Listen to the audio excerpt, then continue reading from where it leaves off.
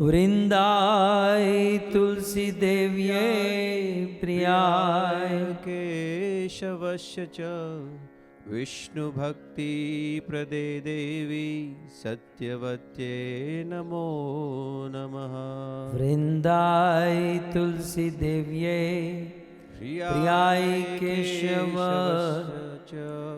विष्णुभक्ति प्रदे देवी सत्यवत्ये नमो नमः।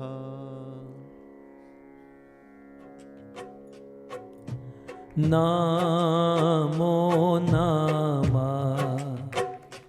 तुलसी कृष्ण प्रेयसी नमः तुलसी कृष्ण ओके हरि बोल। नमो नमः राधा कृष्ण सेव पावो एई अभिलाषी। राधा कृष्ण सेवा पावो एई अभिलाषी। तुलसी कृष्ण प्रेयसी नमो नमः। तुलसी कृष्ण प्रेयसी नमो नमः। जे तो मार शरण लोय तार वांछ पूर्ण होय।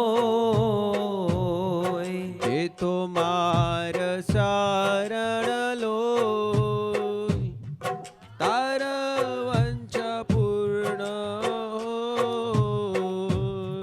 कृपा करी करो तारे वृंदावन वासी। कृपा करी करो तारे गाइए वृंदावन वासी। ये जिस स्थान पर हम लोग बैठे हैं ये वृंदा देवी का स्थान है और वृंदा देवी ही तुलसी देवी है, तुलसी देवी ही वृंदा देवी है। इसलिए बड़े भाव से गाइए। मोर एई अभिलाष विलास कुंजे दियो वास। मोर एई अभिलाष विलास कुंजे दियो वास। नयने हेरी बोसदा युगल रूप राशि। नयने हेरी बो सदा युगल रूप राशि। एई निवेदन धरो सखीरनु गत कोरो। एई निवेदन धरो सखीरनुगत करो। सेवाय अधिकारो दिए करनी जदासी। सेवाय अधिकार दिए करनी जदासी। दीन कृष्ण दासे कोई एई जन मोर होय। दीन कृष्ण दासे जय हो। यही जन मोरा है।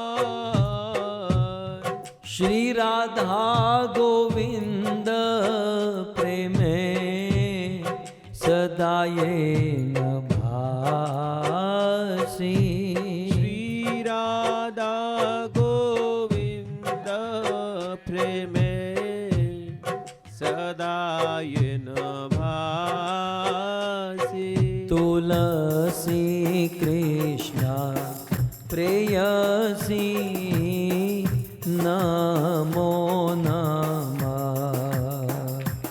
तुलसी कृष्ण प्रेयसी नमो नमः हरे कृष्णा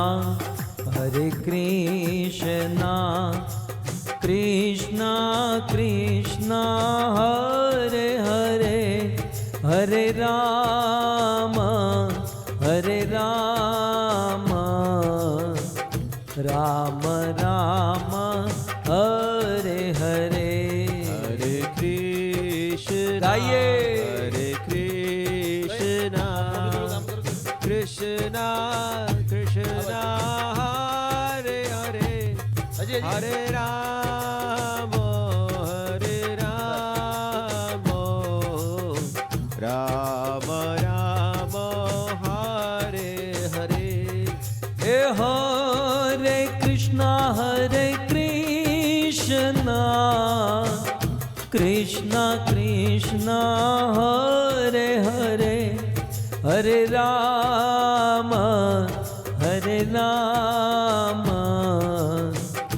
राम राम हरे हरे हरे कृष्णा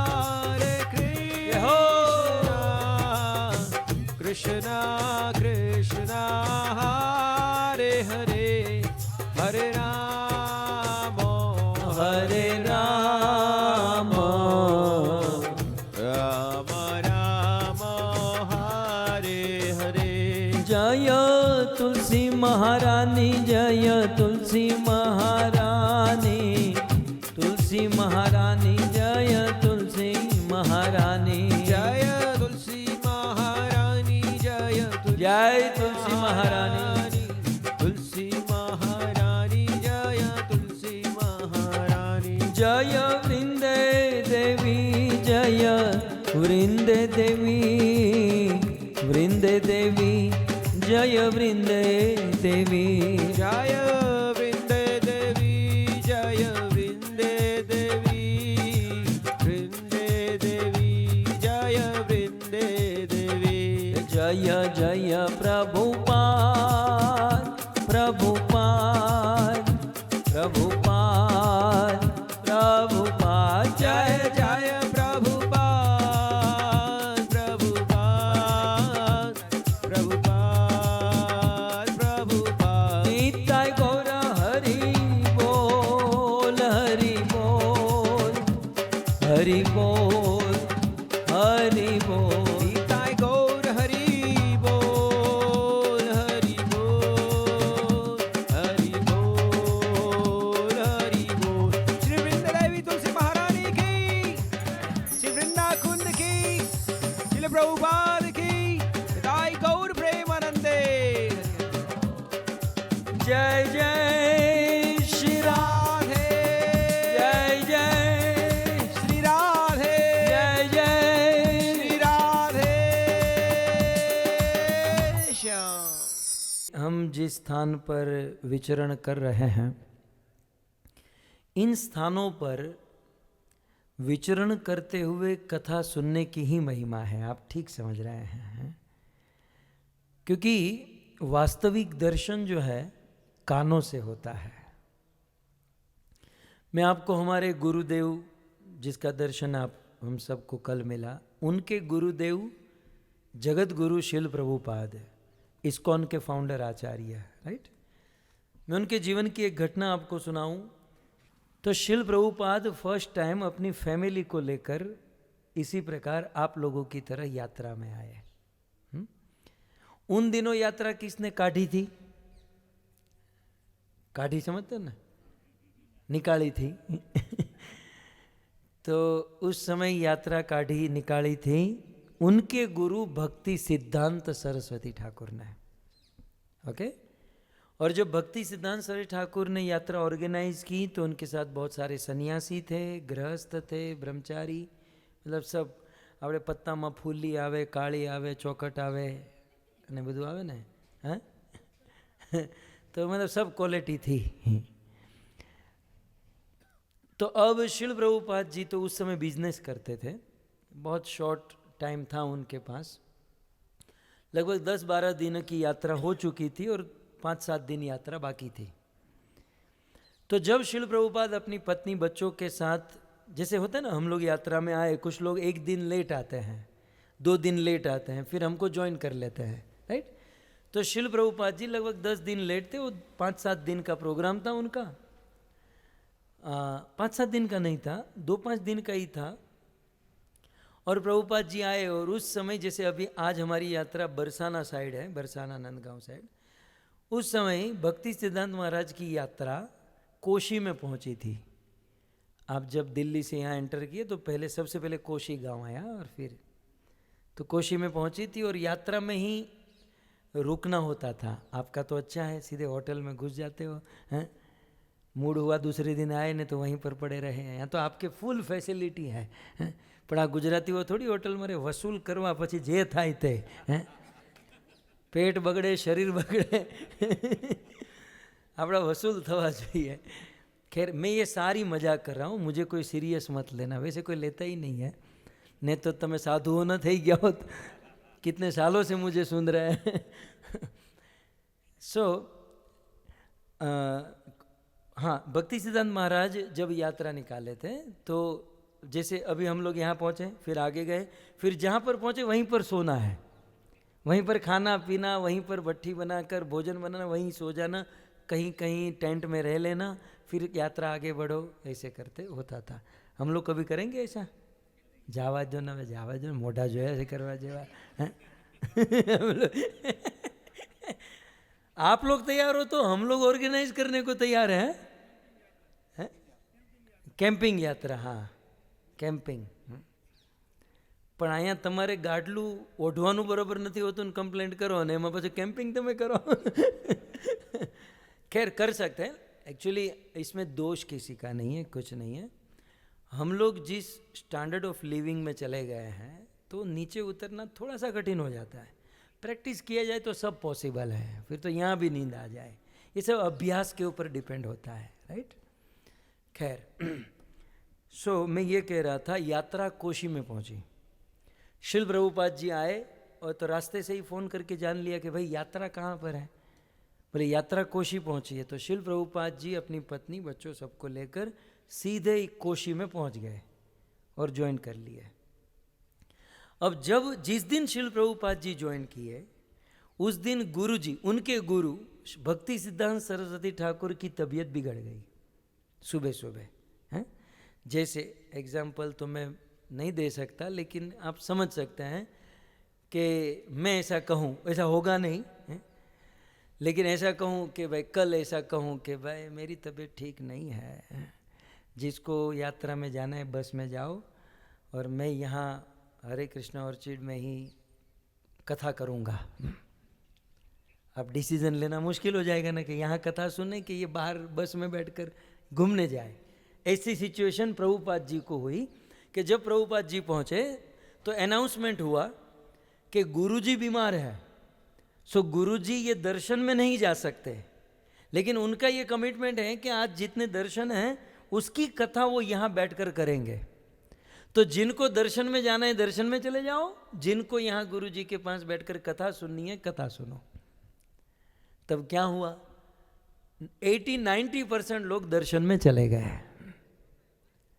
अच्छा, वो लोग तो पिछले 15 दिन से लगे हुए थे दर्शन में और आगे भी लगने वाले थे, और ये प्रभुपाद पहली बार आए थे। पहली बार जब कोई आता है तो कितना मतलब एक्साइट होता है कि ये देखेंगे वो देखेंगे यहाँ, हाँ? और दिन भी बहुत कम है, तो एक्चुअली बनता तो यह है कि प्रभुपाद भी दर्शन में चले जाए।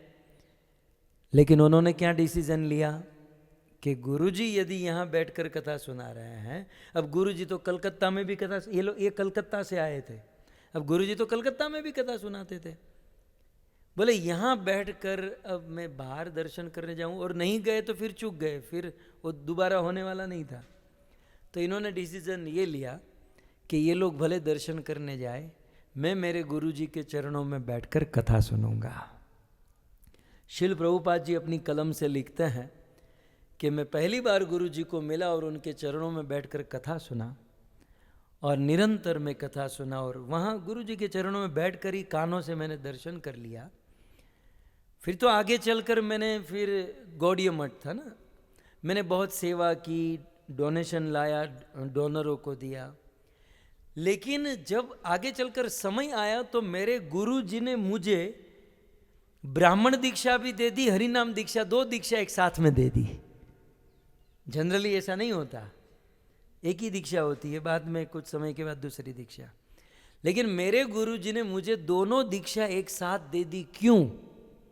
क्योंकि मेरे गुरु जी ने देखा एक गुण कि इसको कथा सुनने में बहुत इंटरेस्ट है, ये वहाँ यहाँ वहाँ की भागदौड़ छोड़कर ये कथा का रसिक है, क्योंकि ये सुनना चाहता है, इसलिए मुझे दोनों दीक्षा दे दी। सो कहने का अर्थ यह है कि बहुत अच्छा है हम आँखों से दर्शन करें, जाए, सब कुछ करें, होना ही चाहिए। लेकिन ये भी न भूलें कि जब तक कानों से दर्शन नहीं करेंगे तब तक आँखों के दर्शन की इंटेंसिटी नहीं बढ़ेगी, वो ऐसे ही मत्था टेक कर आ जाएंगे, है ना। इसलिए ये आग्रह रखना चाहिए, 1-2 दर्शन कम हो, लेकिन किसी वस्तु के, व्यक्ति के बारे में सुनकर, उसे समझकर, उसकी महिमा जानकर हम दर्शन करें। मैं एक आत्मश्लाघा जैसा हो जाएगा, लेकिन आप मेरे अपने हो इसलिए मैं आपको कहता हूँ, ये भी पहले वन हुआ करता था, ये पूरा वन होता था। और उन दिनों जैसे आप सबके बीच में मैं हूँ, हमारे गुरुजी परम पूज्य राधा कृष्ण प्रभु होते थे, तो मैं रियल में दर्शन नहीं करता था। मैं राधा कृष्ण प्रभु की उंगली पकड़कर, चरण पकड़कर, प्रभु जी पहले महिमा सुनाइए, बाद में हम दर्शन करेंगे, हैं। सो यहीं पर उनको बिठाकर खूब महिमा सुनते थे और फिर दर्शन करते थे, तो इसकी महिमा। अब आपने कथा नहीं सुनी तो आपके लिए ये कुंड क्या है बताइए? जस्ट एक जल है, हैं। लेकिन जब हम इसके बारे में सुनेंगे, समझेंगे, तब जाकर इसकी महिमा प्रकट होगी, है ना। तो ये बात है, और ये साधन अपने आप में ही दिव्य है। इस स्थानों में बैठकर हमारे आचार्यों ने यही किया है। इन स्थानों में आकर हमारे आचार्यों ने इस भूमि के बारे में बहुत कुछ चिंतन किया है, मंथन किया है। सो इस प्रकार से अब हम सब लोग बरसाने से यहाँ पर आए हैं। मैं सुबह एक बात कर रहा था जिसको मैंने छोड़ दिया था, ये माहौल लगता है शांति का, तो यहाँ पर वो पॉइंट रखता हूँ। वास्तविक कृपा क्या है, इस पर हम चर्चा कर रहे थे। वहाँ थोड़ा शोर शराबा था, इसलिए मैंने पाठ कहाँ से मांडा था, शुरू किया था, सर्व छाड़ी जीव कर्तव्य कहाँ वास। सब कुछ छोड़ छाड़ कर जीव को कहाँ वास करना चाहिए? तो ब्रज भूमि वृंदावन जहाँ नित्य रास। अमेरिका भूमि, वॉशिंगटन डीसी अमेरिका जहाँ नित्य त्रास। लेकिन हमको त्रास से निकलकर रास में जाना है। हमारी जर्नी जो ना जहाँ भी है त्रास में है, त्रास से निकलकर। एक तो त्रास में थे, फिर शादी करके वो त्रास में कंसार खाया, वो त्रास में ही होता है ना, इन्हें त्रास के भाई, तो डबल त्रास हो गया। तो अब उस त्रास से निकलने का एक ही मार्ग है रास। सो ब्रज भूमि वृंदावन जहाँ नित्य रास है। लेकिन इस ब्रज भूमि में आना, मैं ये कह रहा था कि सबसे बड़ी कृपा क्या है? जॉब लग जाना, पैसे मिल जाना, शादी हो जाना, गाड़ी बंगला हो जाना, बैंक बैलेंस हो जाना, ये भगवान की कृपा नहीं है। कुछ कर्म से मिलता है और कुछ माया की कृपा से मिलता है भक्तों। क्योंकि ये सब मिलने से बहुत चांस बढ़ जाते हैं माया में फंसने के, तो भगवान की कृपा कैसे मानी जाएगी, है ना। तो वास्तविक रूप से देखा जाए, किसी डिवोटी के लिए, किसी प्रेमी के लिए ये सब मिलना, ये प्रभु की वास्तविक कृपा नहीं है। सो भगवान की वास्तविक कृपा क्या है ना? ये सब भौतिक वस्तु, छोटी मोटी वस्तु मिल जाना, ये कोई वास्तविक कृपा नहीं है। ये सब माया के खिलौने हैं। क्या है? वो जो मम्मी होती है ना, बच्चा थोड़ा सा जिद करता है तो छोटा खिलौना पकड़ा देती है, मम्मी फ्री है। बच्चा बड़ा हुआ तो थोड़ा बड़ा खिलौना पकड़ा देती है, और बड़ा तो आईपैड पकड़ा देती है, मोबाइल पकड़ा देती है, और बड़ा हुआ तो पत्नी पकड़ा देती है, फिर तो बिजी, टोटल बिजी है। वो भी एक खिलौना ही समझो, पकड़ा देती है, ले ले ले ले। तो ये सब माया के पहलू है भाई। प्रभु की वास्तविक कृपा कब मानी जाएगी? प्रबोधानंद सरस्वती उन्होंने कहा कि जब किसी जीव को वृंदावन में प्रवेश मिले, समझो वास्तविक कृपा है। ये वास्तविक कृपा है। ये मेरा शब्द नहीं है, और ऐसा भी नहीं है कि हम वृंदावन में बैठे इसलिए बोल रहा हूं। 10,000 श्लोक प्रबोधानंद सरस्वती ने लिखे, जिसमें से आज हमारे पास, मेरे पास 1700 श्लोक है। मुझे उस पर कथा करनी है, पर 6 महीना था यानी पर कथा करूं तो 1700 श्लोक। उसके एक श्लोक में कहते हैं कि जीव पर वास्तविक कृपा जब प्रभु करते हैं, तब उसे वृंदावन के बॉर्डर में प्रवेश करा देते हैं। बाकी आपड़ा मोઢા અહીંયા આવવા જેવા નથી, એ તમને કહી દઉં, ગુજરાતી સમજમાં આવે તો। આપણે વૃંદાવનને શું લેવા દેવા, કેટલું છેટું પડે એ તમે જુઓ। આપણે અહીંયા વૃંદાવનમાં આટલી પવિત્ર ભૂમિમાં यहाँ आने के लिए कृष्ण भी अपनी नाक रगड़ते हैं। कृष्ण रोते हुए कहते हैं कि हे वृषभानु, हे ललिते, हे विशाखे, कौन कियो अपराध तिहारो के छाड़ दियो ब्रज मंडल ते। आपने मुझे ब्रज मंडल से बाहर धक्का मार के निकाल दिया।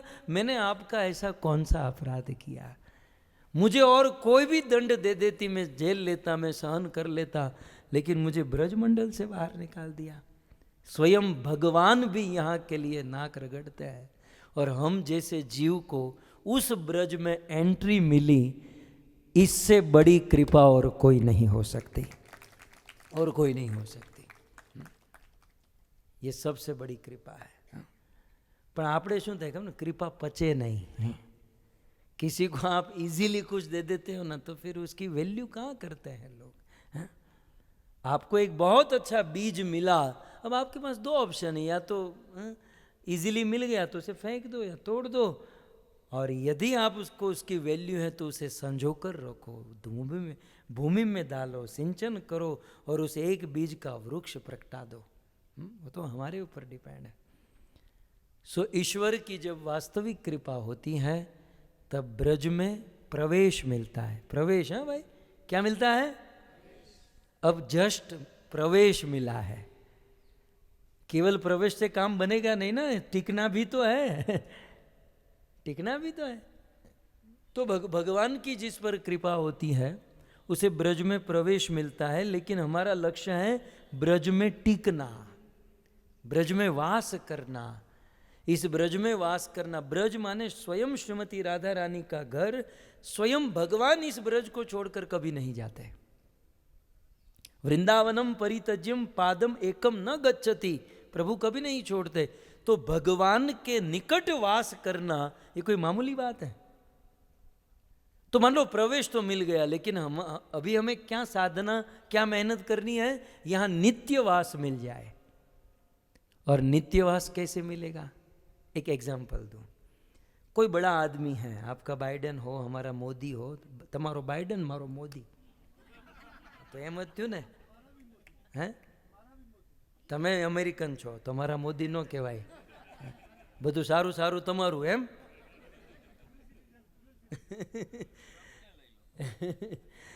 तो जो भी है, बड़ा आदमी को यदि आपको मिलना है, तो आपको अपॉइंटमेंट भी मिलेगी कि नहीं? नहीं मिलेगी। उसके लिए वेटिंग में रहना होगा, और बड़ी मुश्किल से न आपको अपॉइंटमेंट कुछ नहीं मिल सकता। फोन में भी बात नहीं हो सकती। तो बताइए, कृष्ण से बड़ा कौन है? राधा रानी से बड़ा कौन है? और उसके घर में, उसके ब्रज में नित्यवास चाहिए कैसे मिलेगा? अपॉइंटमेंट मिलना जहां मुश्किल है। लेकिन एक बात का है, बाइडेन का जो भोजन बनाने वाला कुक है उसको कभी अपॉइंटमेंट की जरूरत पड़ती है? बाइडेन के घर में पोता मारने वाले को तो 24 घंटा बाइडेन बरमुडा में बैठो हो तो देखा तो हो हैं? मोदी के वहाँ झाड़ू मारने वाला और जो भी होगा उसके लिए तो वो आसान है ना। और बाकी आप समझे, छोटे छोटे लोग साले वो तो 24 घंटा ही उसके साथ होते हैं, और बड़े बड़े लोगों को दूर दूर से अरे उसकी झलक नहीं मिलती यार। लेकिन वो लोग के सामने 24 હવે તમારે જો તમારે મને મળવું હોય તો કેટલું થાય? આમ પર્સનલ મળવું હોય તો આ તારો ચંદ 10 કલાક મારી હારે હોય, આને કાંઈ લેવાનું ખરું એનામાં? હે માર્કેટમાં મૂક્યો ચારણા નો આવે આના, આ 10 કલાક મારી સાથે હોય। आम साधारण है, हूँ कोई इतना मैं कोई इतना बड़ा आदमी नहीं हूँ, लेकिन फिर भी एक बिजीनेस होती है, ये होता ये धड़ करके अंदर आ जाता है। काजू बदाम पड़ा होता है ऐसे हाथ में लेके खाते खाते बाहर निकल जाता है। आ तमे आपे में अर्धू तो एनु तमरे डबल आपवानुं हवे। तो मतलब इसको तो कुछ है, मतलब ऐसे लाज शर्म है नहीं, ऐसा कुछ नहीं, लेकिन इसको मतलब वो रिस्ट्रिक्शन नहीं है ना। आप समझिए बहुत बड़ी फिलोसॉफी है कि कोई बड़ा आदमी है उससे मिलने के लिए, उसकी झलक पाने के लिए लोग बेताब हैं। आप टेंडर भरो, अप्लाई करो, कुछ भी करो, जहाँ झलक नहीं मिलती वहाँ उनके भोजन बनाने वाले, उनके सेवकों के लिए वो एकदम फ्री है। वही सिद्धांत यहाँ लागू पड़ेगा कि यहाँ पर स्वयं कृष्ण, स्वयं राधा रानी, यहाँ पर यदि वास चाहिए तो बड़े बड़े लोग वेटिंग में खड़े हैं, देवता लोग वेटिंग में खड़े हैं। लेकिन यदि हमारा सेवा भाव हो ना तो तुरंत यहां एंट्री प्राप्त हो जाएगी। तो ब्रजवास, ब्रज में प्रवेश तो मिल गया, अब ब्रजवास यदि करना है, ब्रज का वास्तविक लाभ लेना है, तो यहां आप सेवा भाव से ही टिक सकते हो। समझ आया? जैसे सेवा भाव वालों को कैसे बड़े लोगों के वहां कोई रिस्ट्रिक्शन नहीं, ठीक उसी प्रकार यहाँ ब्रज में यदि सेवा भाव है, प्रभु को प्रसन्न करने का भाव। હવે ઓલો જે આપણે ત્યાં કૂક હોય, બરોબર બળદેવભાઈ, કૂક હોય એ જાણી જોઈને વધારે બનાવે, કારણ કે આ કેટલું ખાવાનું, બાકીનું વધેલું તો આપણે જ ખાવાનું છે। सेवकों का क्या होता है, ये बड़े बड़े अच्छे अच्छे व्यंजन भोजन बनते हैं, वो जो मालिक होता है तो बेचारा आधा डाइटिंग में होता है, वो कितना खाएगा, बाद में तो वो सेवक को ही मिलता है। तो इस न्याय से यहाँ पर यदि सेवा भाव से हम लोग रहेंगे तो नित्यवास मिल सकता है। तो इस भूमि में रहने के लिए, इस स्थान में रहने के लिए सेवा भाव होना जरूरी है। आप कहोगे हमको तो रहना नहीं 15 दिन में, 5 दिन में निकलना है, 5 दिन तो रहना ना। अब 2 दिन तो गए, 2 आज तीसरा है, ठीक है। तो रहना मतलब क्या? अभी हम लोग तो रहते हुए भी कहाँ रह रहे हैं? रहते हुए भी नहीं रहते हैं। रहना माने बिल्कुल एकमय हो जाना, तन्मय हो जाना, उसमें घुल मिल जाना। तो यदि हम ये 5 दिन और आगे चलकर यहाँ पर वास्तविक रहना चाहते हैं तो सेवा भाव होना चाहिए, सेवक बनना है, सेवा का अधिकार होना चाहिए।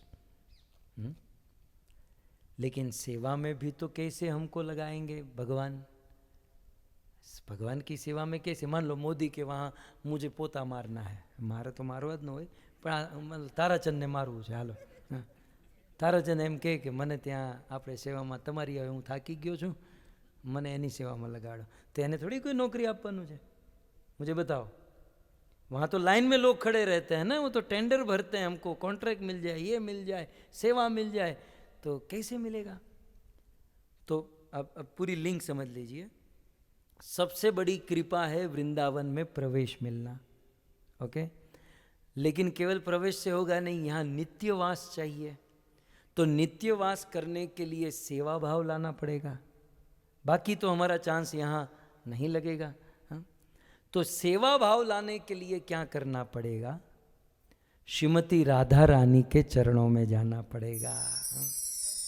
क्योंकि भगवान श्री कृष्ण की सबसे बड़ी सेवा करने वाली कौन? कृष्ण किस सेवा से कहाँ कैसे प्रसन्न होंगे, तृप्त होंगे, वो कौन? श्रीमती राधा रानी। तो राधा रानी यदि चाहे तो हमें अपनी पहचान से कृष्ण की सेवा में नियुक्त कर सकती हैं। यहाँ हमारा चांस लग सकता है। तो हम सब लोग आज बरसाने में आए हैं, राधा रानी के चरणों में आए हैं। श्रीमती राधा रानी से हमें प्रार्थना करनी चाहिए कि जैसे आप कृष्ण की सेवा करते उतना तो हम कर नहीं पाएंगे, लेकिन हमें आपकी सेवा में ले लीजिए एटलीस्ट, ताकि हमें आपका सानिध्य, आपका नैकट्य प्राप्त हो जाए। तो इस प्रकार से श्रीमती राधा रानी से हम सेवा की कामना करते हैं। ठीक है, आइए अब जिस स्थान पर हम लोग यहाँ पर आए हैं, यह है वृंदा देवी का स्थान। कौन सा है? वृंदा देवी। और यह है वृंदा कुंड। सो वृंदा देवी का क्या रोल है, मैं क्लियर कट बात कर दूं। राधा और कृष्ण के मिलन में, उनकी लीला में, उस लीला का जो ऑर्गेनाइज करता है वो है श्री वृंदा देवी। मतलब आज राधा और कृष्ण कहाँ मिलेंगे, ये वृंदा देवी नक्की करती है। आज मिलकर दोनों कौन से रंग के कपड़े पहनेंगे, ये गोपियाँ कौन से रंग की साड़ी पहनेंगी, वो क्या करेगा, वो क्या करेगा, वो पूरा, मतलब आप कहोगे डायरेक्टर, वो जो पूरा डायरेक्ट करती हैं लीला को, वो है श्री वृंदा देवी। आप कहोगे ये तो बहुत बड़ा काम होगा, वो अकेली वृंदा देवी कैसे करती हैं? वृंदा देवी का एक पेट है, पैरोट, तोता। ओके, आप देखोगे वृंदा देवी ऐसे खड़ी है हाथ में तोता लेकर। तो वृंदा देवी का वह शुक, वो तोता है, और वो तोता जो है यहाँ पर बहुत सारे तोते का लीडर है। तो वृंदा देवी को जो लीला में ऑर्गेनाइज करना है वो अपने शुक को कहती हैं, वो शुक अपने पूरे मित्र मंडली में कहता है, और पूरे ब्रज में वो खबर पहुँचती हैं, और वह लीला की तैयारी होती है। सो वृंदा देवी राधा और कृष्ण की लीला ऑर्गेनाइज करती है। ओके, अब ये वृंदावन की अधिष्ठात्री देवी तो राधा रानी है। ओके, ये वृंदावन किसका घर है? राधा रानी का। वैसे कृष्ण से ये वृंदावन प्रकट हुआ, लेकिन भाई कितना भी बड़ा आदमी हो, शादी के बाद तो चाबी का जूड़ा पत्नी कोई दे आपने देने दापी देवानुं बधु। हाँ, तो कृष्ण ने सब राधा रानी को, इसलिए राधा रानी वृंदावनेश्वरी हो गई। लेकिन राधा रानी ने दत्ताधिकारे वृषभानुजाया वंदे नमस्ते चरारविंदम, तो कृष्ण ने अधिकार राधा को दिया, वृंदावनेश्वरी हो गई, और राधा ने वह अधिकार वृंदा देवी को दे दिया कि वृंदा तू ये सब संभाल। सो श्रीमती राधा रानी के बाद वृंदा देवी है, वृंदा देवी जो यहाँ की लीला को ऑर्गेनाइज करती है। तो अब यदि हमें राधा और कृष्ण की सेवा करनी है तो वृंदा देवी से प्रार्थना करनी चाहिए, ब्रजवास मिले, राधा कृष्ण की सेवा मिले। कुछ दिन पहले सिक्किम में यात्रा थी, तो वहाँ पर विस्तार से हमने ये सब कथा सुनाई थी। संक्षिप्त में इतना ही समझिए कि इनका पूर्व जन्म वृंदा जो है, ये जो है आदि दैविक स्वरूप है। वृंदा कन्या के रूप में, आदि भौतिक स्वरूप है वो तुलसी, और आदि आध्यात्मिक स्वरूप हैं प्रेम के रूप में राधा कृष्ण, प्रेम के रूप में हृदय में रहती हैं। सो पद्म पुराण, विष्णु पुराण के अनुसार वृंदा देवी का पूर्व जन्म किसी मथुरा में रहने वाले एक राक्षस कुल में हुआ था, लेकिन जन्म से नारद मुनि उनके घर पर आए तो भगवान विष्णु का विग्रह दे दिया, और उन्हीं की सेवा पूजा में मीराबाई की तरह लग गई हैं। क्योंकि असुर कुल से थी, राक्षस कुल से थी, तो दूसरी ओर एक असुर था जिसका नाम था जलंधर। उसका जन्म कैसे हुआ, इसकी कथा ये सब हो चुका है, इसलिए मैं विस्तार में नहीं जा रहा हूँ। कुछ दिन पहले ही देवराज इंद्र कुछ अप्सराओं को लेकर विमान में बैठकर जा रहे थे, और नीचे कोई बहुत अच्छा स्थान आया, तो जो अप्सराएं थी अपनी सेल्फी ऐसे ऐसे ऐसे वो मुंह करती ना, और विमान वो टॉप ओपन था। देवताओं के विमान में ऊपर का टॉप जो होता है वो नहीं होता, तो ओपन था, और ऐसे ऐसे करते नीचे थोड़ा एंगल लेने गई, एनी दादी पड़ी नीचे। एक अप्सरा गिरी, दूसरी गिरी, तीसरी गिरी, और ये सब लोग कहाँ गिरे? नीचे कैलाश में शिव जी ध्यान कर रहे थे। शिव जी के गोद में तेरी जात का कौन आया? शिव जी की आंखें खुली हो और कोई गिरे तो फिर भी समझ में आता है। आंखें बंद हो और कोई ऐसे गिरे तो यार थोड़ा सा ज़्यादा लंबा झटका लगता है। शिव जी ऐसे खड़े हो गए, और शिव जी खड़े हो गए तो तीसरा नेत्र खुल गया सीधा। न सोचा समझा, बोले आया कौन, गिरा कौन? शिव जी तीसरा नेत्र खोल दिया। प्रलय का समय होने वाला था, तब तक तो इंद्र नीचे उतरा। अप्सराओं को भी नाक कान नहीं था। क्या नहीं था? शिव जी के गोद में गिरी तो क्षमा याचना करनी चाहिए। वो मोबाइल खोज रही थी, मेरा मोबाइल आईफोन 15 प्रो था, कहाँ गिरा? अरे भाई यार, अपराध हो गया, गलती हो, क्षमा मांगो। वो तो अपने चक्कर में थी, मेरी सेल्फी फोटो उसमें रह गया। इंद्र नीचे उतरा, महाराज क्षमा कीजिए, स्वर्ग की अप्सराएं हैं, अमेरिका की अप्सराएं हैं। इनको ज़्यादा ये नहीं होता है। क्षमा कर दीजिए, क्षमा कर दीजिए, क्षमा कर दीजिए। इंद्र ने बहुत पांव पकड़े, समझाया तो शिव जी का क्रोध शांत हुआ, लेकिन वो नेत्र खुल चुका था, वो अग्नि निकल चुकी थी। बोले लेकिन इसका क्या करूँ, ये तो तुमको मारने के लिए। बोले कुछ भी करो। तब इंद्र ने, शिव जी ने अपना जो तेज था वो समुद्र में डाल दिया। तो शिव जी के क्रोध से निकला हुआ तेज समुद्र में गिरा, और स्पर्श होते ही एक असुर का जन्म हुआ, और उसका नाम हुआ जलंधर। तो शिव जी के क्रोधमय तेज से जलंधर का जन्म हुआ। शिव जी के अंश से हुआ तो वो भी पावरफुल था। और जैसे तैसे जलंधर का विवाह शिव जी के साथ तय हो गया, सॉरी वृंदा के साथ हो गया। મને અંગુર રબડિયા બહુ કરે છે।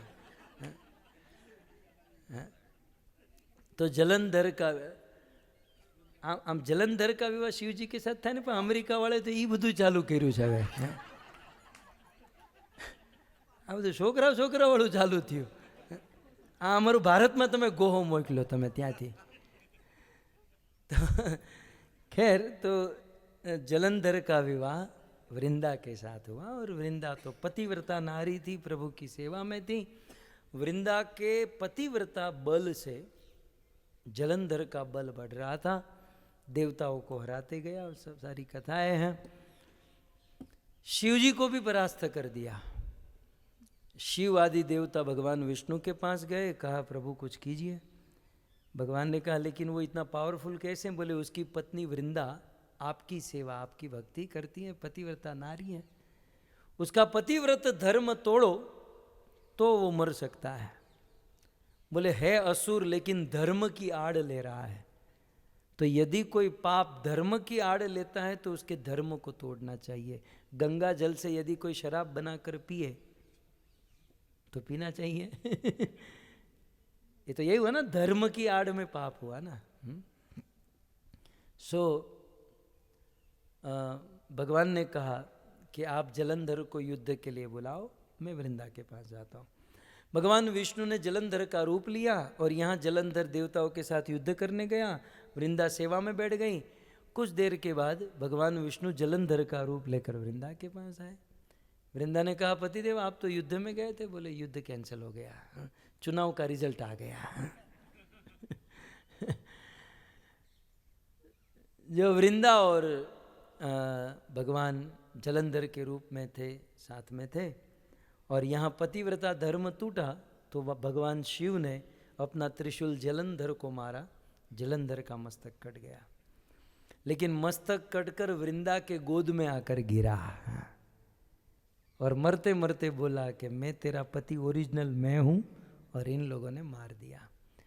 तो वृंदा सोच रही है ये भी मेरा पति है, तो ये जो एक दो दिन से मेरे साथ है ये कौन? सच सच बताओ तुम कौन हो? मायावी तुम कौन हो? मेरे पति का रूप लेकर आए, कौन हो कौन हो कौन हो? भगवान क्या बोले हैं, देवताओं को बचाना था। तो कुछ देर भगवान कुछ नहीं बोले, तो वृंदा ने कहा अरे पत्थर के समान खड़े हो, मैं तुम्हें श्राप देती हूं तुम पत्थर हो जाओ, और तुमने मेरे साथ ऐसा काम किया है, मैं दूसरा श्राप देता हूं तुम्हारे अंदर कीड़े पड़े, कीड़े मुई कलमुई। ये माताओं का पैटर्न डायलॉग है। तेरे अंदर कीड़े पड़े, कीड़े तारी अंदर कीड़ा पड़े है। तो वो बेचारी ने ऐसा कहा कि आपके अंदर कीड़े पड़े, और कुछ आगे बोलने जाए तब तक तो शिव पार्वती प्रकट हो गए। ब्रेक मार ब्रेक मार बोले ये और कोई नहीं है ये कोई नहीं है, स्वयं भगवान विष्णु है।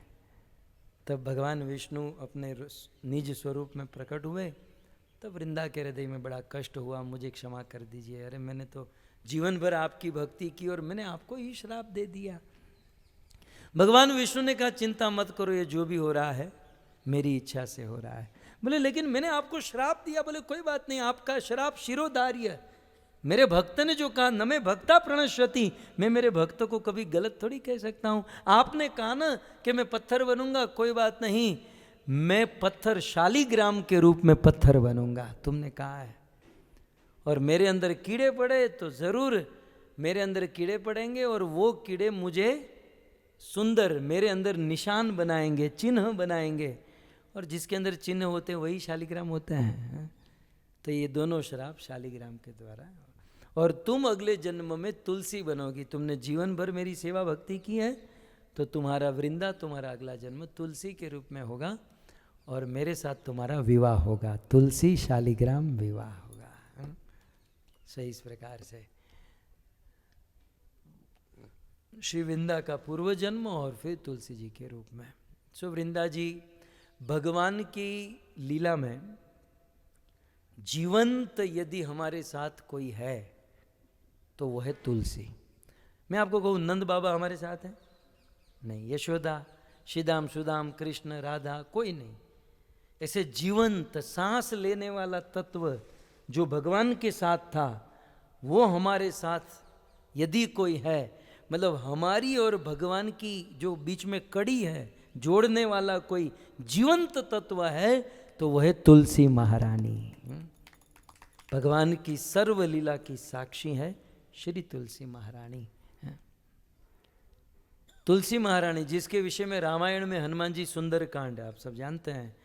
जब लंका में गए परेशान हो गए, विभीषण का घर देखा, तो हनुमान जी ने कहा कि ओ ये कौन है जिसके घर में राम जी के चिन्ह है। हनुमान जी थोड़े निकट आए तो विभीषण के घर पर उनके प्रांगण में तुलसी का पौधा देखा, और वहां रामायण जी में लिखा है कि हनुमान जी के हृदय में बड़ा आनंद हुआ। वैसे लंका में जाकर हनुमान जी परेशान थे, लेकिन हनुमान जी एक बार बड़े सुखी हुए, प्रसन्न हुए। कब? विभीषण के घर पर तुलसी जी का दर्शन करके। साधु संत भगवान को यदि प्रसन्न सुखी करना चाहते हो तो घर पर तुलसी जी होनी चाहिए। हमारे वेदों ने तो यहाँ तक कहा जिसके घर पर तुलसी नहीं वो घर घर नहीं श्मशान है ना। सो तुलसी जी होनी चाहिए। तुलसी के विषय में बहुत सारी बातें हैं कि बिना तुलसी, भगवान ने तुलसी को वरदान दिया है कि चाहे कोई 56 भोग 1000 भोग मुझे दे दे, लेकिन उनमें तुलसी न हो तो मैं खाने की बात तो रही, उसे देखूंगा भी नहीं। और केवल भोजन की बात नहीं, आदमी बंदों की बात भी करता हूँ। कंठी, गले में तुलसी की कंठी नहीं, कितना भी अच्छा बंदा अमेरिका वाला क्यों ना हो, मैं उनको देखूंगा नहीं, स्वीकार नहीं करूंगा। इसलिए हम लोग तुलसी की कंठी पहनते हैं। जैसे बिना तुलसी पत्र के भगवान भोजन स्वीकार नहीं करते हैं, वैसे बिना तुलसी की कंठी के भगवान हमें भी स्वीकार नहीं करेंगे। सो तुलसी हम सबके गले में हो। तो इस प्रकार से श्री तुलसी महारानी, श्री वृंदा देवी की बहुत सारी महिमा। हमने तो पिछले दिनों 7 दिन तक केवल तुलसी जी के ऊपर कथा कही। ऑनलाइन आप सब जानते हैं, नहीं जानते तो आप सुन लीजिएगा। लगातार 7 दिन तक केवल वृंदा, तुलसी, इनके बहुत सारे नाम, मंत्र, बहुत सारी बातें हैं। तो हम इस 316 नंबर की कथा, नंबर भी याद है, सो ये आप लोग सुन सकते हैं। तो ये तुलसी, ये वृंदा स्थान है, वृंदा देवी का मंदिर है। पहले ये किसी और यहाँ के लोकल के हाथों में इनकी सेवा थी, फिर गवर्नमेंट के हाथ में आई, अब इस्कॉन के हाथ में इसकी सेवा। हमारे दीन बंधु प्रभु इस्कॉन वृंदावन से, इन्होंने यहाँ बहुत बड़ा योगदान दिया और ये बहुत सुंदर घाट आदि बनवाया। यहाँ के जो सेवक हैं, पुजारी जी हैं, अभी मिलेंगे, बड़े प्रेमी हैं, हमें बड़ा प्रेम देते हैं। और जब भी हम यहाँ आते हैं तो प्रसाद आदि ये सब नहीं तो कौन, आप अपने घर में ऐसे घुसने दोगे किसी को? हाँ, इतने सारे खाकर पीकर आराम से। तो ये प्रेम है, ये बेचारे हमसे बड़ा लाड करते हैं, वर्षों से हमें जानते हैं। तो इस प्रकार से अब हम जहाँ आगे जाने वाले हैं, आगे प्रवचन का स्कोप नहीं है, राइट? तो अभी से मन में धारणा बना लीजिए ताकि आपको आनंद आएगा। अब हम आगे जा रहे हैं, 2 स्थान हैं, मूल रूप से 2, और 2 के अंदर बहुत सारे छोटे छोटे स्थान होंगे, लेकिन मूल रूप से 2 हैं। एक जगह पर जा रहे हैं, वो है नंदगांव। कौन सा स्थान है? श्री नंदगांव की। तो हम लोग जा रहे हैं नंदगांव। नंदगांव भगवान श्री कृष्ण का जब जन्म हुआ तो जन्म से वसुदेव जी कृष्ण को लेकर कहाँ आए?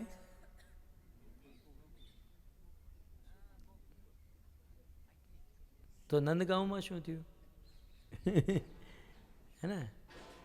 तो हाँ, दोनों अलग हैं, इसलिए मैंने आपको प्रश्न पूछा ताकि थोड़ी बुद्धि आपकी जो सो गई है वो जागे। हैं? थोड़े ऐसे सीधे हो जाओगे।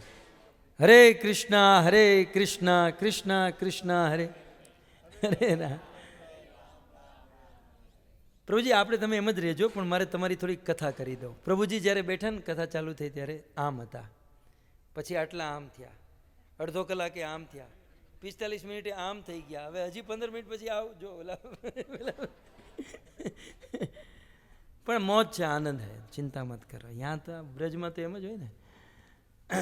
तो क्या कह रहा था? नंदगांव. ठीक है. नंद घेरा नंद भयो,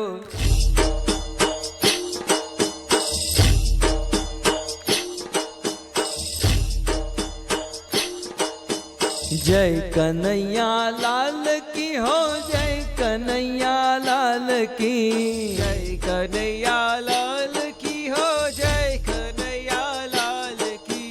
नंद के घेरा नंद भयो, जय कन्हैया लाल की. नंद घेरा नंद भयो, जय कन्हैया लाल की. हाथी दिया घोड़ा दिया और दिया पालकी, हाथी दिया घोड़ा दिया और दिया पालकी. नंद के घेरा नंद भयो, जय कन्हैया लाल की. नंद के घेरा नंद भयो, जय कन्हैया लाल की. कांजी तारी माँ के शेपण यम कानूडो के शूरे. कांची तारी हलो हलो यमे कानूडो के शूरे.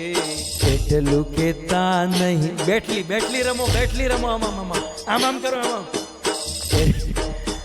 बेटलू केता नहीं माने तो गोकुल मेली देशूरे. बेटलू के ताई हो गोकुल मेली देशूरे. माखण खाता એ માખણ ખાતા નહીં આવડે કાના, મુખ થયું તારું એઠું રે. મુખ થયું તારું હેઠું રે. ગોપીઓ એ તારું ઘર ઘેરાણું, જઈ ખૂણામાં બેઠું રે. ગોપીએ તારું ઘર ઘોરાણું, જય ખૂણામાં બેઠું રે. કાંજી તારી માં કેશે પણ યમે કાનુડો કેશુ રે. કાનજી તારી માં કેસે પણ યમે કાનુડો કેશુ રે. એ ઘૂંટણિયા ભે ઘૂંટણિયા ભેર હાલ તો ચાલ તો બોલ તો કાલુ ઘેલું રે. બોલ તો કાલો ઘેલો રે. ગામવાળાની ગાળો ખાતો તો અમે તને છોડાવતા રે. અમવાળાની ગાળો ખાતો અમે તને છોડાવતા રે. કાનજી તારી માં કેશે પણ યમે કાનોડો કેશુ રે. કાનજી તારી માં કેશે પણ યમે કાનુડો કેશુ રે. ખમા મારા નંદજી ના લાલ, મોરલી ક્યારે વગાડી. क्षमा मरा नंदजी नालाल, मोरली क्यारे वगाड़ी.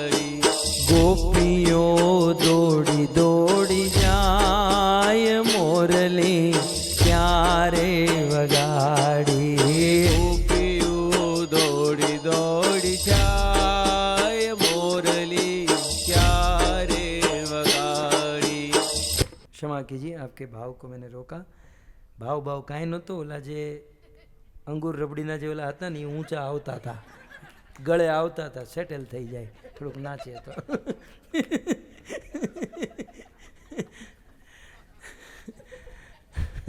तो नंदगांव, क्योंकि नंदगांव में बहुत सारे दर्शन हैं, आप लोग कंफ्यूज ना हो जाओ, क्योंकि यदि कुछ समझ में नहीं आप सोचोगे कहाँ लेकर आए, क्या है यहाँ पर, है ना. सो नंदगांव. अच्छा, नंदगांव क्यों?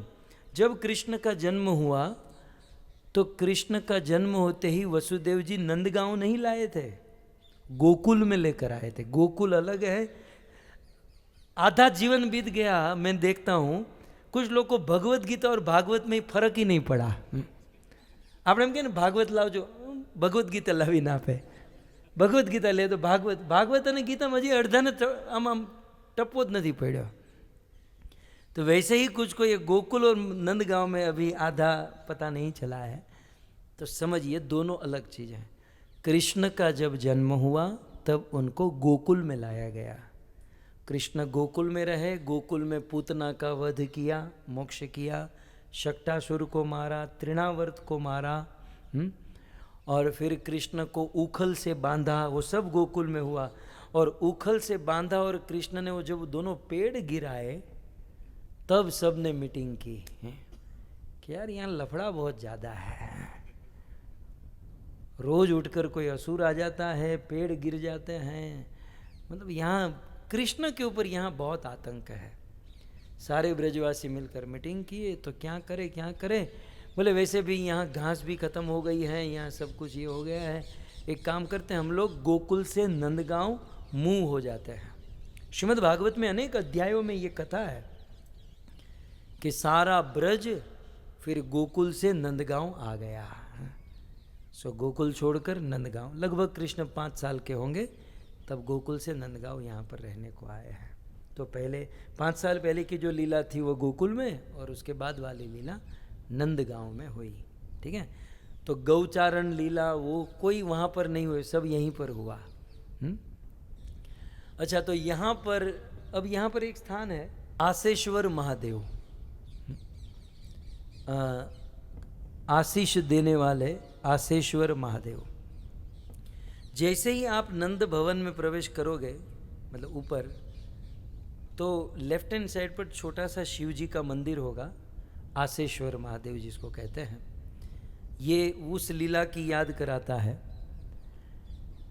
जब कृष्ण का जन्म हुआ, जब थोड़े से बड़े हुए तो उसका दर्शन करने जन्म के समय आए थे शिव और पार्वती, गणपति को लेकर गोद में तेड़ के. गणेश जी छोटे थे उस समय. तो जन्म के समय तो नंद बाबा पागल हो गए थे.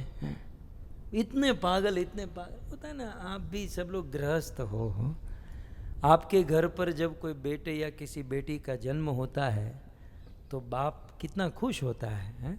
नंद बाबा को बहुत बड़ी उम्र के बाद इतना सुंदर लाला प्राप्त हुआ था, तो लुटाने लगे, गैया दान, ये दान, इसको जो भी आए इसको ये दे दो, इसको ये दे दो, इसको ये दे दो. हाँ, हजारों लाखों गाय का दान करने लगे.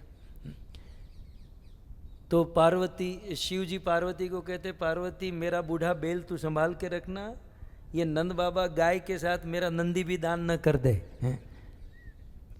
पार्वती कहती भाई वो आप संभालो, मैं मेरे गणेश को पकड़ कर रखी हूँ, क्योंकि अभी क्या गाया, हाथी दिया घोड़ा दिया. हाथी भी दान में दिया, घोड़ा भी दिया. पार्वती ने कहा मैं इसको संभाल के बैठी हूँ, कहीं मेरे बेटे को हाथी समझकर दान में न दे दे. तुम अपना नंदी संभालो, मैं अपना गणेश को संभालती हूँ. तो उस समय तो सब थोड़ा सा डिस्टर्बेंस था, इसलिए शिव और पार्वती वापस चले गए. कुछ दिन के बाद फिर शिव जी आए, और शिव जी आए तो कथा आप सब जानते हैं, सूरदास जी ने बड़े विस्तार से लिखा है. अंग भभूति गले मुंड माला शेष नाग लिपटायो, अपने लाला का दर्श करा दो, मैं दर्शन को आयो. नगर में जोगी आया है, जोगी आ गया. भाई अपने लाला का दर्शन करो. यशोदा ने कहा कि नहीं हो सकता, आपको देखकर मुझे डर लग रहा है, मेरा लाला तो डर जाएगा। अमर जादव बाबा थया काठियावाड़માં।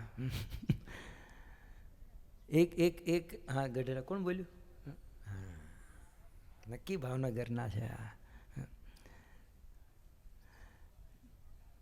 तो एक बच्चा बहुत रो रहा था, बहुत रो रहा था। वो माँ लेकर गई डॉक्टर के पास। डॉक्टर साहब बहुत रो रहा है, पता नहीं चल रहा क्या हो रहा है, ये दवाई वो दवाई, क्या पता नहीं क्या हो रहा है। डॉक्टर ने कहा कुछ नहीं हुआ, अपने बाप की बगल सूंघ गया है। बाप ने तेड़ा था। बापे आम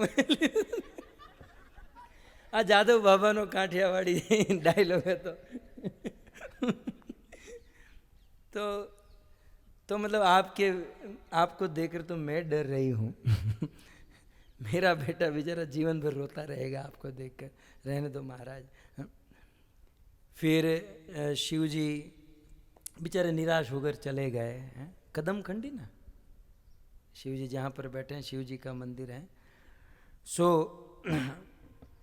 फिर शिव जी चले गए तो यहाँ कृष्ण वास्तव में रोने लगे अपने भक्त के विरह में। तो लोगों ने कहा कि इसको नज़र लगी है, नज़र उतारने वाले को लेकर आओ। फिर से शिव जी के पास है। आप नज़र उतारना जानते हो? बोले बिल्कुल जानता हूँ। कुछ नहीं जानते थे बिल्कुल। कुछ लोग हमको भी कहते हैं धोती कुर्ता देखकर, आप हाथ देखते हो? मैं कहता हाथ नहीं, पूरा देखता हूँ मैं तुझे। અને હાથે આપે આપણે જોઈ પણ નાખીએ। હું તમને શીખવાડું, તમારે કોઈ બેન આમાં હાથ આપે ને, તમે ઘરના કામ બહુ કરો છો પણ કોઈ તમારો ધડો નથી કરતો, તમે તમારી કોઈ વેલ્યુ નથી કરતો। હા મહારાજ, હા મહારાજ। અને ભાઈઓ આમ હાથ આપે ને, તમારા હાથમાં પૈસા બહુ છે પણ ટકતા નથી। હા એકદમ સાચી વાત। આ તો અમુક ફિક્સ પ્રોગ્રામ સોફ્ટવેર ફિક્સ જ હોય આ લોકોના। એટલે આ બધું શીખવા આવજો તમે। खैर शिव जी जानते नहीं थे? हाँ जानता हूँ। आइए महाराज आइए। आ गए नंद भवन में जहाँ हम लोग जा रहे हैं। लाइए अपने बालक को जिसकी नज़र उतारनी है। शिव जी ने कहा, यशोदा ने कहा नहीं नहीं ऐसे ही उतारो। बोले ऐसे कैसे, जिसकी नज़र उतारनी लाना पड़ेगा।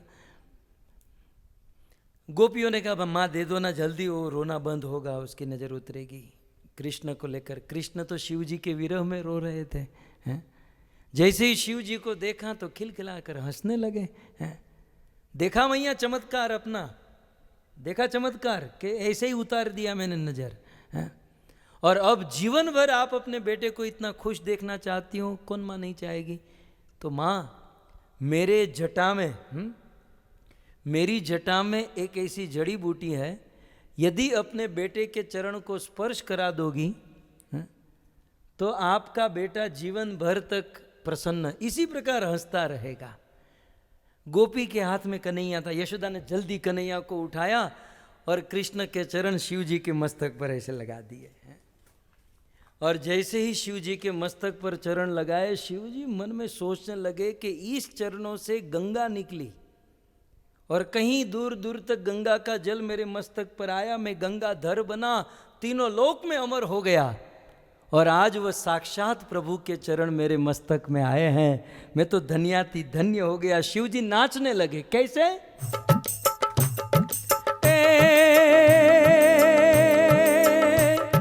शैल शुंग सम विशाल जटा झूठ चंद्र बाल, गंग की तरंग बाल विमल जाल याचे। लोचन त्रय लाल लाल चंदन की कोर बाल, कुमकुम सिंदूर गुलाल भ्रिकट युगल साजे। आ डम डम डम डम रुबाज नाद वेद स्वर सुसाज, शंकर महाराज याज तांडव नाचे, भोले महाराज याज तांडव करने लगे, पागल हो गए। किन्नर गंधर्व सर्व चारण अप्सर सगर्व, धर्म अर्थ काम मोक्ष हर कृपाल याचे। डम डम डम डम रुबाज नाद वेद सर सुसाज, शंकर महाराज याज तांडव नाचे, भोले महाराज याज। तांडव होने लगा। शिव जी कृष्ण के चरणों को अपने मस्तक पर लिए और शिव जी पागल से हो गए। और फिर यशोदा ने कहा कि महाराज मेरे लाला को रोज हजारों लोग देखते हैं और नज़र तो इसको लगती रहेगी, तो आप कहीं जाओ मत। तो शिव जी ने कहा रहूं कहाँ? बोले हम आप हमारे घर के आगे एक घर बना देते हैं, आप यहीं पर रहो। तो जैसे ही नंद भवन में प्रवेश करोगे, बेचारे शिव जी दिखाई नहीं देते, दिखाई देते हैं, आप लोग देखते नहीं हो उसे, प्रवेश करते हो तो लेफ्ट हैंड साइड पर यहाँ शिव जी का मंदिर होगा, जिसको आशेश्वर महादेव कहते हैं। ठीक है, सो आशेश्वर महादेव की। तो इस प्रकार से नंद भवन में प्रवेश किया आशेश्वर महादेव। और शिव जी जहां पर जाकर बैठे थे ना निराश होकर, उसका नाम है टेर कदम। वो नंद भवन में हम ऊपर जाएंगे ना, तो वहां से वो टेर कदम भी दिखेगी। और नंद भवन में ऊपर से अक्रूर जी जिस रास्ते से आए थे और जिस रास्ते से कृष्ण को लेकर गए, वो भी वहां से दिखेगा। और कृष्ण यहाँ खेलने के लिए थोड़े से दूर जाते थे ना, तो माँ यशोदा को चिंता होती थी, इसलिए यशोदा कहती थी कान्हा ज़्यादा दूर खेलने को मत जाना। बोले माँ क्या होगा? बोले हाउ आ जाएगा, हाउ। तुम्हारा मम्मी वो तुमने कहता हाउ आ जाएगा। हाँ? दूर खेलन मत जा कान्हा, हाउ आयो है। तो जब भी थोड़े से कृष्ण आगे जाते हैं, अरे कान्हा वहाँ हाउ है, आ जाओ वापस आ जाओ। बेचारे कृष्ण रोज परेशान, थोड़े से थोड़े बाहर। अब बच्चे को जो मना करो वो करने को मन होता है, तो वो आगे जाते हैं, अरे कान्हा मत जाओ, वहाँ हाउ आ जाएगा, हाउ आ जाएगा, हाउ आ जाएगा। एक दिन कृष्ण परेशान बलराम को कहते बलराम सतयुग में वहाँ गए तो हिरण्याकश्यप मिला, वहाँ हिरण्याक्ष मिला, वहाँ ये मिला, ये हाउ न तो हमको पाताल में मिला, न हाउ हमको स्वर्ग में मिला। 84 लाख की योनि मैंने साइन की है, ब्रह्मा बना कर लाया, साइन तो भगवान ने की है ना। साला 84 लाख योनि मैंने साइन, कहीं हाउ नहीं मिला। ये माँ कहाँ से हाउ लेकर आई है? ये ब्रज का बड़ा रस होता था। और कृष्ण इस प्रकार, तो हाउ बिलाऊ स्थान है ब्रज में। तो ऊपर से हम लोग वो भी, तो आप लोग जिज्ञासा कीजिएगा, वहाँ पर हमारे असिस्टेंट होंगे, पंडा जी होंगे या हमारे कोई प्रभु जी होंगे, वो दिखाएंगे। मैं होऊंगा, मुझे तो सब घेर ही लेंगे, आप नहीं, वहाँ के लोग हमारे बड़े सखा मित्र लोग हैं। तो इसलिए मैं यहीं से आपको प्रिपेयर कर रहा हूँ, वहाँ से आप देख सकते हैं हाउ बिलाऊ। और अक्रूर जी जिस मार्ग से आए थे वो स्थान है। फिर टेर कदम है। मुख्य रूप से नंद भवन में जो डिटीज है, नंद बाबा, यशोदा मैया, कृष्ण, बलराम, और फिर पूरा परिवार है, नंद महाराज का परिवार है। लेकिन मेन रूप से आप देखोगे तो कृष्ण भी काले, दाऊ जी भी काले हैं। और यहाँ स्पेशली नंद गांव में कृष्ण का ड्रेस बलराम को पहनाया जाता है, बलराम जी का ड्रेस कृष्ण को पहनाया जाता है। वो लीला जो मैं कल आपको सुनाई थी, यहाँ पर स्पेशली वो मेंटेन किया जाता है। ओके, अब जो चीज़ एग्रेसिव भक्त होंगे, जिज्ञासु होंगे, उसी के लिए अब मैं, क्योंकि आप लोग इतने में ही थक जाओगे। ऊपर ये नंदीश्वर शिव जी यहाँ पर पर्वत के रूप में है, नंदीश्वर महादेव, और ऊपर नंद भवन टॉप फ्लोर पर है। नंद भवन बहुत ऊंचे, तो ऊपर चढ़ना उतरना उसी में हवा निकल जाएगी। फिर भी उत्साह है, उत्साह होना चाहिए, उत्साह है। तो फिर नंदीश्वर उतर कर आप आगे चलोगे तो पावन सरोवर आएगा। क्या आएगा? मतलब बस तो एक ही स्थान पर खड़ी रहेगी, ये सब आपको चलकर करना पड़ेगा। चलकर करोगे तो बहुत सारी चीज़ें आपको मिलेगी, राइट। तो एक है पावन सरोवर। पावन सरोवर क्यों? कृष्ण, बलराम और सब सखा गैया चराने ब्रज में जाते थे और दिन भर गैया चरा कर वापस लाते थे। तो जिसने गाय चराई है या देखी, आपको पता होगा कि जब गाय चरा कर वापस लाते हैं तो गामना पादरे गायों ने पानी पीवડાવી અને પછી એને અંદર લાવવાની હોય, राइट। तो यहाँ पर पावन सरोवर में सारी गैया को जल पिलाते थे।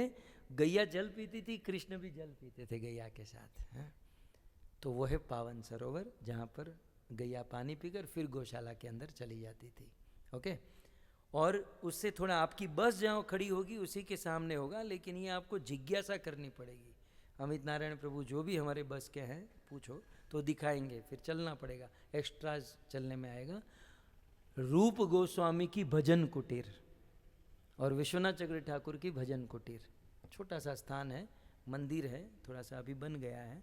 तो ये भी स्थान रूप गोस्वामी, सनातन गोस्वामी, चक्रवर्तीपाद ने यहाँ पर भजन किया है, तो उनकी भजन कुटीर भी है। तो ये स्थान, एक स्टॉप में इतना स्थान है। ओके, अब और एक स्टॉप हम लेंगे, 2 स्टॉप है हमारे, बस के 2 स्टॉप है, और एक स्टॉप है चरण पहाड़ी। क्या नाम है? मेरा फेवरेट स्थान है चरण पहाड़ी। चरण पहाड़ी वो स्थान है कि कृष्ण जब अपनी बांसुरी बजाते थे तो सूरदास बाबा ने लिखा है, बांसुरी बजाए आज नंद को मुरारी। नंद को मुरारी ने जब बांसुरी बजाई तो बांसुरी के नाद को सुनकर वेद पढ़त भूल गए ब्रह्मा ब्रह्मचारी। कृष्ण की बांसुरी का इतना सुंदर नाद कि ब्रह्मा वेद पढ़ना भूल गए, ब्रह्मचारी वेद पढ़ना भूल गए, शिव की समाधि टूट गई। बांसुरी की आवाज़ इतनी मधुर होती थी कि प्रकृति पलट जाती थी। नदियों में खलखल खलखल बहने वाला जल पत्थर की तरह स्तब्ध हो जाता था, और पत्थर जो बिल्कुल ठोस होता है बांसुरी के नाद को सुनकर पिघल जाता था। कृष्ण जिस पत्थर के ऊपर खड़े रहकर बांसुरी बजाए वो पत्थर भी पिघलना स्वाभाविक है। तो जिस पत्थर के ऊपर खड़े रहकर कृष्ण ने बांसुरी बजाई वो पत्थर पिघला और कृष्ण के चरणों की छाप उस पत्थर में आ गई। तो हमारे इस ब्रज में ऐसे कई सारे स्थान हैं जहाँ पर कृष्ण ने बांसुरी बजाई। सीधी बात है, बांसुरी बजाएंगे तो वो पत्थर तो पिघलेगा, तो उसमें कृष्ण के चरणों की छाप आ जाएगी। तो यहीं पर एक चरण पहाड़ी है जहाँ पर कृष्ण के, अब साक्षात कहना मतलब आपको दृढ़ करने के लिए कह रहा हूँ कि किसी ने ऐसा बनाया नहीं है, नक्शी काम नहीं किया है, स्वयं भगवान श्री कृष्ण की वो चरण चिन्ह है जिसका आप दर्शन कर सकते हो, परिक्रमा कर सकते हो। तो बस के द्वारा ये 2 स्टॉप है और आप ये दर्शन करेंगे। ठीक है, हरे कृष्णा।